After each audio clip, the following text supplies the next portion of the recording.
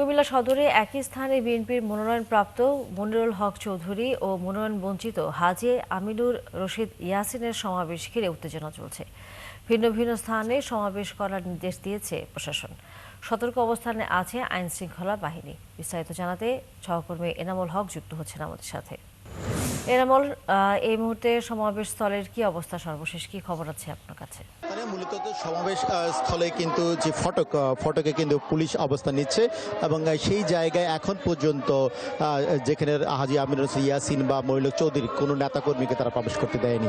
তবে এই সমাবেশ স্থলের দুপাশেই বিএনপি কার্যালয়ে কিন্তু হাজী আমিনুর রশিদ ইয়াসিন কিছুক্ষণ আগে কিন্তু তারা প্রবেশ করেছে এবং এই সড়ক দিয়ে প্রবেশ করেছে এবং বিপরীত পাশে কিন্তু পূবালী চত্বরে বিএনপির চেয়ারপারসন উপদেষ্টা পরিষদের সদস্য মনিরুল হক চৌধুরীর সেই সভার কিন্তু মাত্র শুরু হয়েছে এবং এই জায়গায় কিন্তু বিএনপি নেতাকর্মীর মধ্যে এক প্রকার উত্তেজনা চলছে এবং এই উত্তেজনার মধ্যে কিন্তু প্রশাসন ইতিমধ্যে সড়ক দুদিক দিয়ে কিন্তু বন্ধ করে দিয়েছেন।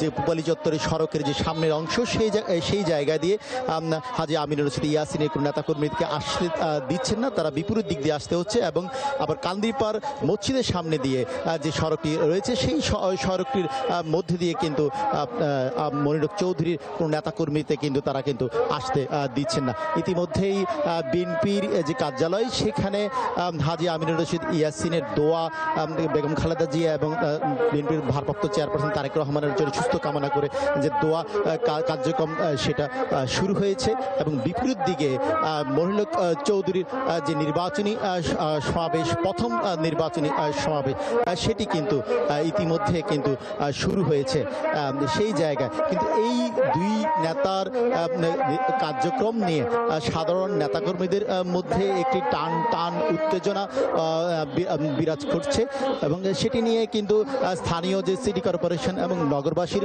মধ্যে এক প্রকার উত্তেজনা কিন্তু বিরাজ করছে। ইতিমধ্যেই বিএনপি কার্যালয়ের সামনে নেতাকর্মীরা জড়ো হয়েছেন বেগম খালেদা জিয়া এবং তারেক রহমানের সুস্থতা কামনা করে সেখানে কিন্তু দোয়ার কার্যক্রম কিন্তু চলছে এবং সেই জায়গাটিকে ঘিরে এবং দুপাশে নগরের প্রাণকেন্দ্রে যে এই দুই নেতার যে সমাবেশকে কেন্দ্র করে নগরবাসীর মধ্যে একটি উদ্বেগ এবং উৎকণ্ঠা রয়েছে।